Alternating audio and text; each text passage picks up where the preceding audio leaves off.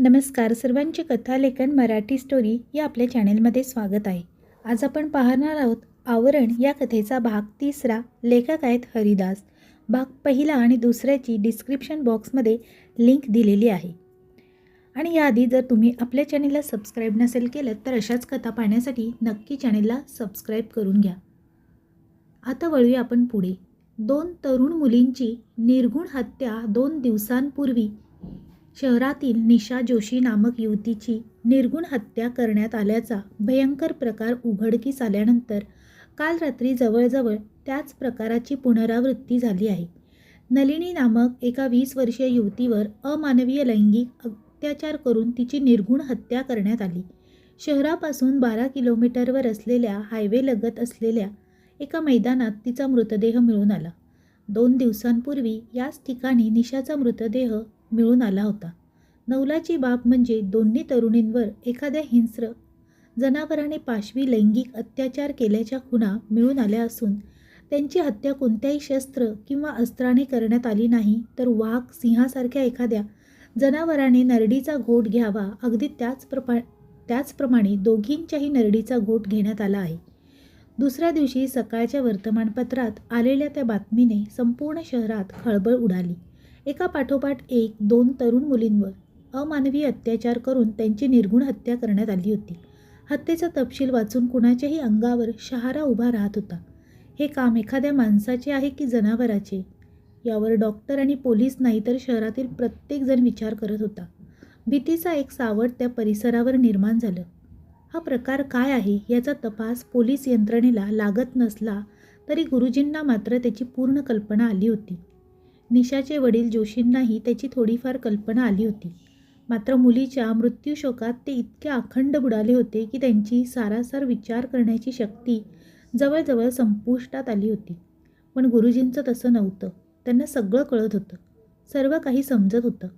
मात्र त्याला प्रतिबंध करण्याचा मार्ग त्यांना सुचत नव्हता. त्यामुळे ते व्यथित झाले होते. शेडच्या त्या अघोरी शक्तीशी एकवार यशस्वी मुकाबला केल्यावर त्यांनी त्यावर मार्ग शोधण्याचा खूप प्रयत्न केला. देशभरात त्यांचे परिचित असलेल्या योगी महात्म्यांशी त्यांनी पत्रव्यवहार केला, पण कोणीच त्यांना समाधानकारक मार्ग सुचवू शकला नाही.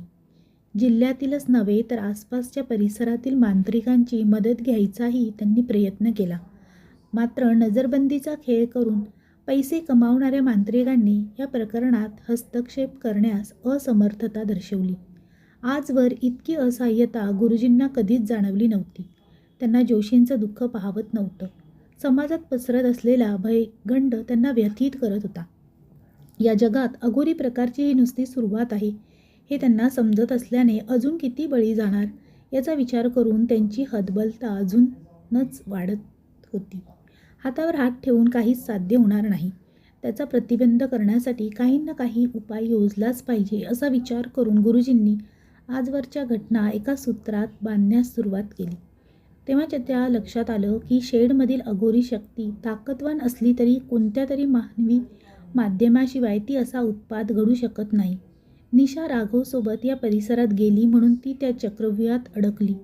कदाचित नलिनीही कोणत्या ना कोणत्या माध्यमातून राघवच्या संपर्कात आली असावी. गुरुजी स्वतःशीच विचार करत होते. म्हणजे राघव हे त्या शक्तीचा एक माध्यम असू शकतं. त्याच्या वावरावर काहीतरी बंधन घालता आलं तर किमान प्राथमिक उपाययोजना होऊ शकेल. गुरुजींनी आपला हा विचार आश्वासक वाटला आणि त्यांनी त्यावर अंमल करण्याचा निर्णय पक्का केला. आता त्यांना राघवचा शोध घ्यायचा होता आणि त्यासाठी ते पोलिसांची मदत घेऊ शकत होते.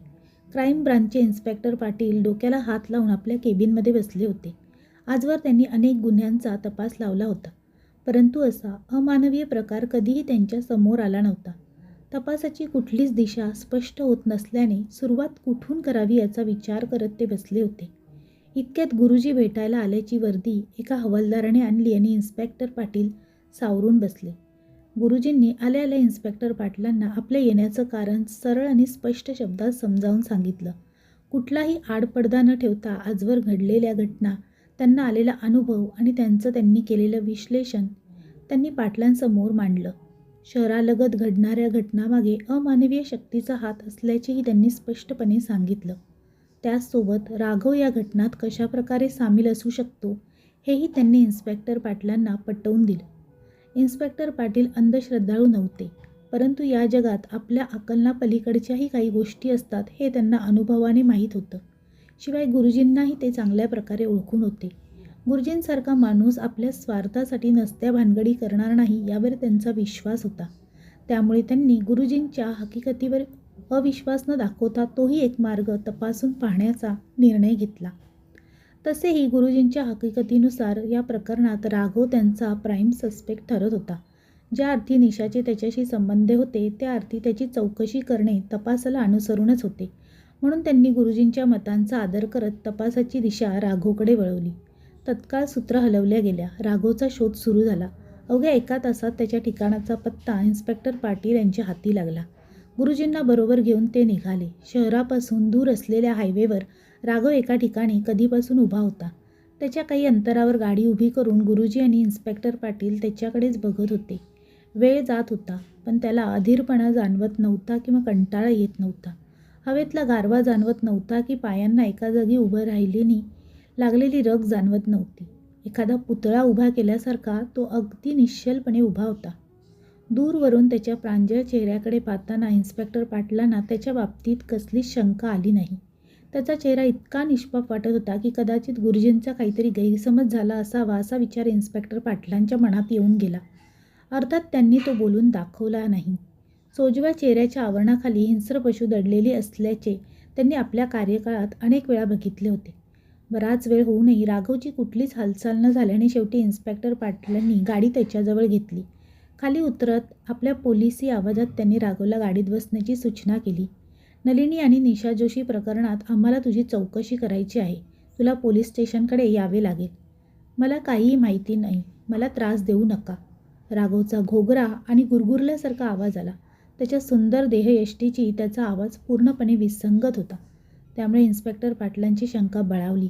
विचारल्या आधीच माहीत नाही कसं म्हणतोस तू? आधी पोलीस स्टेशनला चल, मग बघूया. माझं ऐका, पुन्हा एकदा सांगतो, मी काहीही केलेलं नाही. माझ्या वाटेला जाऊ नका. मागाहून पस्तावाल. राघव त्याचं उद्दम आवाजात बोलत होता. हे बघ, तुझ्यावर आम्ही अजून कोणताही आरोप ठेवलेला नाही. तुला आम्ही अटकही करणार नाही आहोत. फक्त थोडीशी चौकशी करायची आहे. हे काम पूर्ण झालं की तुला सोडून देण्यात येईल. इन्स्पेक्टर पाटलांनी समजावणीच्या सुरात त्याला सांगितलं, पण त्याचा उद्धटपणा जराही कमी झाला नाही. उलट त्याच्या डोळ्यात आता संतापाची आग दिसायला लागली. तो आपल्या जागचा जराही हलला नाही. त्यामुळे नाईलाजाने इन्स्पेक्टर पाटलांनी हवालदारांना इशारा केला. इन्स्पेक्टर पाटलांनी हवालदाराला इशारा करताच दोघांनी उतरून त्याचे दंड पकडत त्याला ओढत आणून गाडीत बसवलं. गाडी पोलीस स्टेशनला आली आणि त्याला लॉकअपमध्ये बंद करण्यात आलं. पण त्याची मगरूही जराही कमी झाली नाही. गुरुजी आणि इन्स्पेक्टर पाटलांकडे जळजळीत नजरेने बघत क्रूर आणि मगरूर आवाजात तो बोलत होता. तुम्ही पोलीस असा नाहीतर आणखी कोणी. मी तुम्हाला एकदा इशारा दिला आहे. नको तिथे नाक खुपसलं तर ठीक व्हायचं नाही. त्याच्याकडे दुर्लक्ष करत इन्स्पेक्टर पाटील आपल्या केबिनमध्ये आले. गुरुजींनी त्यांना सावध राहण्याचा इशारा देऊन त्यांचा निरोप घेतला.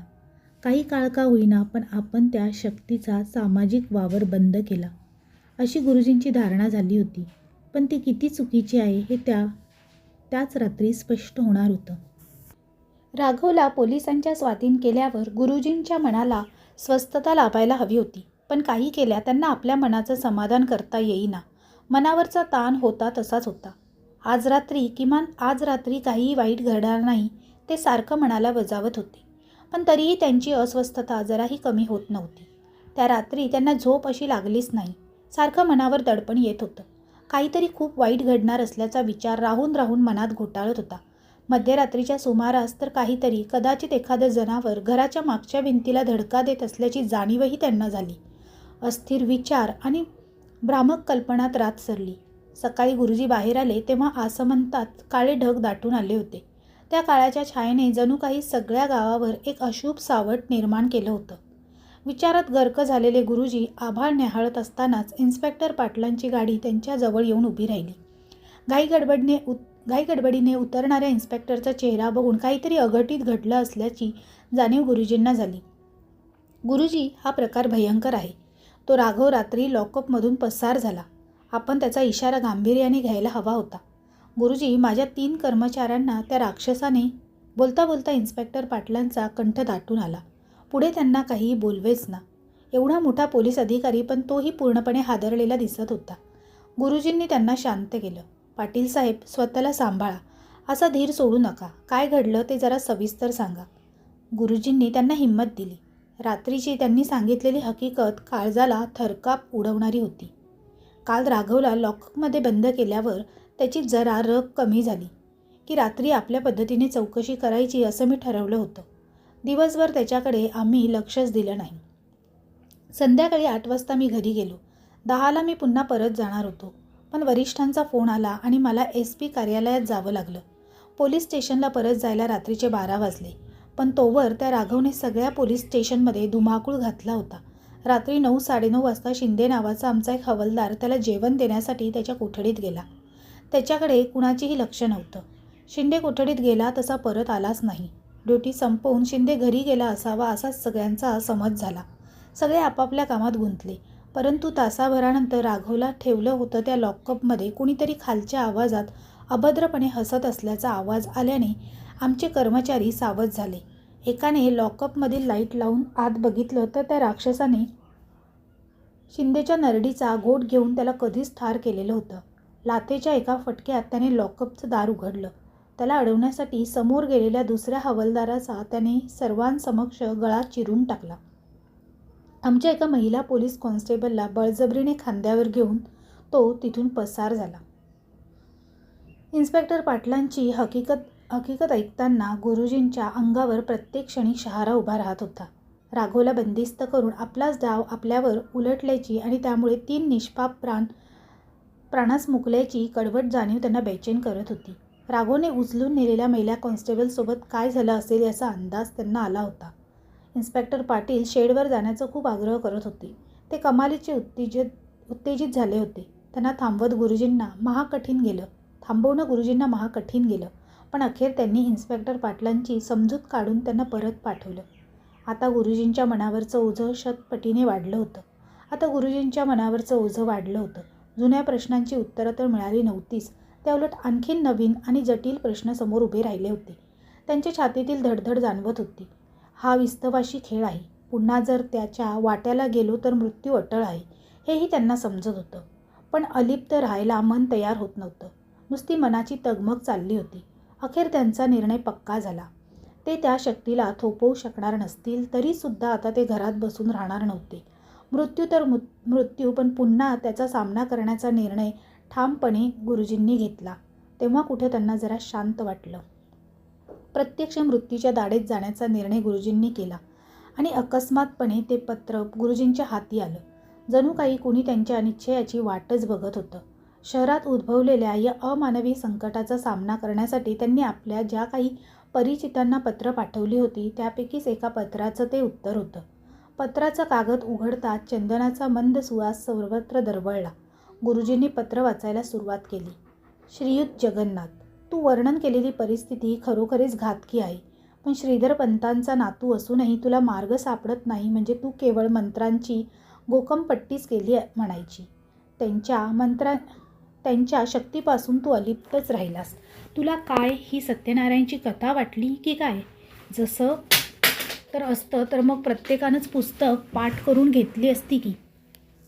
तेव्हा लक्षात घे, प्रत्येक मंत्राला त्याला आपला तर्क आणि कार्यकारणभाव असतो.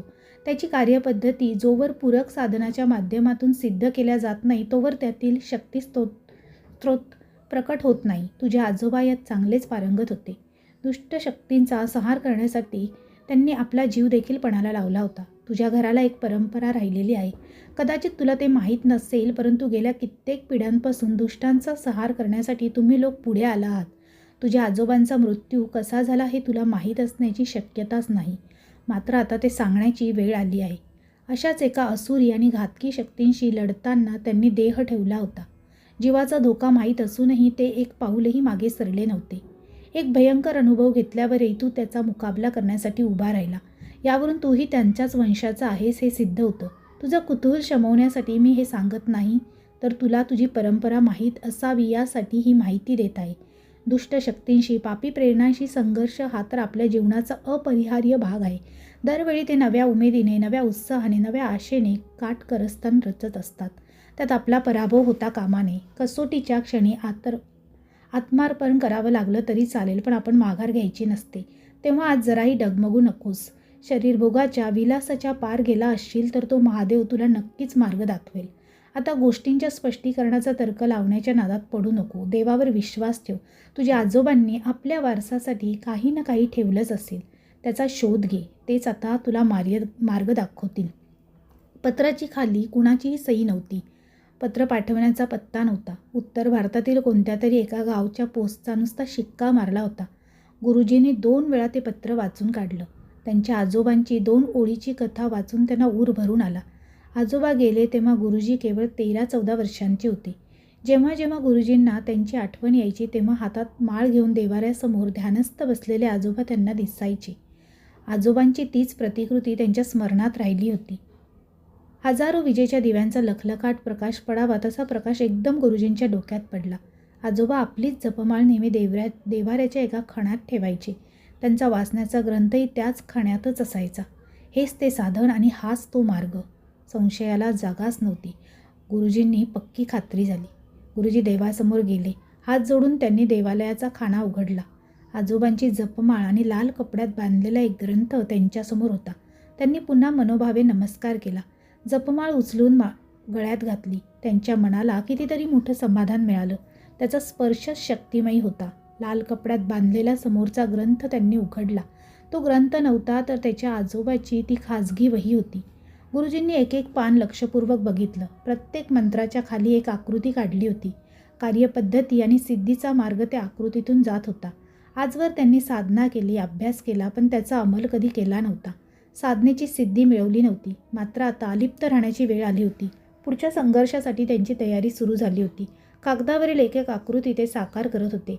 आजवर केलेल्या साधनेला सिद्धीच्या रूपात साध्य केल्या जात होत्या. इकडे गुरुजींची साधना सिद्धता सुरू असताना तिकडे मात्र त्या अघोरी शक्तीने उत्पात माजवला होता. राघवने रात्री अपहरण केलेल्या त्या महिला कॉन्स्टेबलचं छन्न विछिन्न प्रेत आधीच्याच जागी मिळून आलं होतं. शेडवर तपासासाठी गेलेले इन्स्पेक्टर पाटील एखादा मानसिक धक्का बसल्यासारखे विक्षिप्त झाले होते. रात्री पोलीस स्टेशनमध्ये घडलेल्या घटनांची वार्ता या कानाच्या त्या कानाला होता संपूर्ण शहरात पसरली होती. सगळीकडे दहशतीचे आणि भीतीचे वातावरण निर्माण झाले होते. त्या अघोरी आणि दुष्ट शक्तीच्या विषारी वेलांचा विळखा संपूर्ण परिसरावर पसरू लागला होता. शेडच्या आतील तळघरात चिता पेटली होती.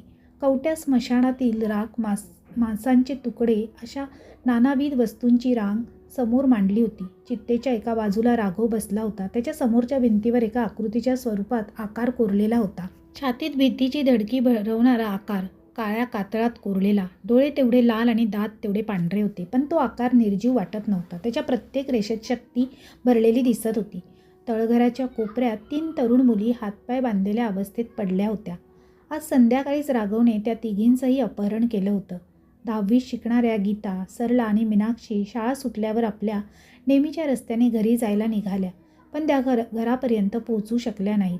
एक मारुती कार त्यांच्याजवळ येऊन उभी राहिली आणि कार चालवणाऱ्याने त्यांच्या गाडीत बसण्याचा हुकूम सोडला. त्या आवाजाची धाक आणि जरब इतकी जबरदस्त होती की तिघीपैकी कोणालाच त्याचा विरोध करता आला नाही. निमूटपणे तिघीही गाडीच्या आत मागच्या सीटवर बसल्या. त्यांचे हातपाय बांधून त्यांच्या तळघराच्या एका कोपऱ्यात ठेवण्यात आलं होतं. राघव एक एक वस्तू उचलून त्या धडधडत्या पेटलेल्या चितेच्या जाळात टाकत होता. काय करावं, कसं करावं याची सूचना त्याला कदाचित आधीच मिळाली असावी.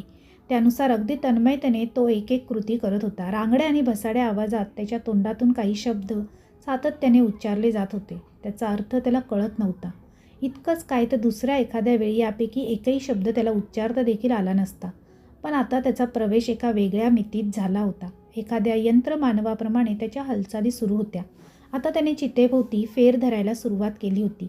विक्षिप्त हावभाव करून तो त्या ज्वालाभूक बेभान होऊन नाचत होता. मोठमोठे डोळे, वासलेले जबडे, विचकटलेले दात असलेल्या निळशार ज्वालारेषांनी कोरलेल्या आकृत्या तळघरात प्रकट होत होत्या आणि त्याही विकृत नृत्यात सामील झाल्या. कोपऱ्यात बांधलेल्या मुली एव्हाना शुद्धीवर आल्या होत्या. तळघरातील तो अघोरी प्रकार पाहून त्या 3 निष्पाप जीवांची भीतीने गाळण उडाली होती.